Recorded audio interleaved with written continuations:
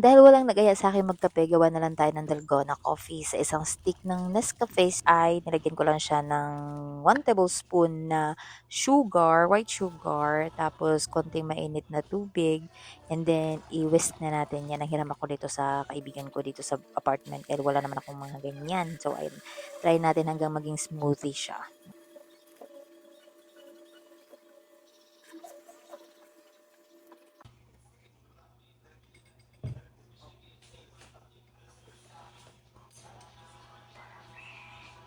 O, di ba? So, after niyan, kuha lang tayo ng milk at saka yelo. Lagay lang natin sa baso, almost puno, maraming yelo para mas malamig para sa mainit na panahon. Tapos, skim milk, lagyan lang natin mga kalahati niyan. And, It was at this moment that he knew. He fucked up. so, ayun pala, hindi pala siya pwedeng itambay. Kailangan, pagkatapos mo siyang i-whisk, ay ilagay mo agad siya sa milk, sa baso, para hindi maging liquid ulit yung smoothie na ginawa mo. O, diba? Yun pala yun.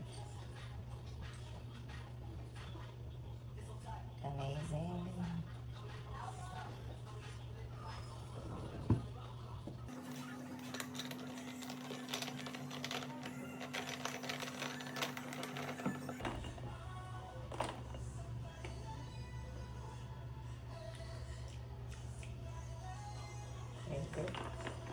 In fairness, guys, first time ko yung ginawa. Masarap siya. Hindi siya ganun katapang, hindi din ganun katamis. Try nyo din sa inyo, okay? At meron pa akong pancake kasi may tira pa kami ng breakfast kanina. So, solve na yung merienda, solve na yung kape. Ayun lang. Until next time. Bye! Tapon na coffee.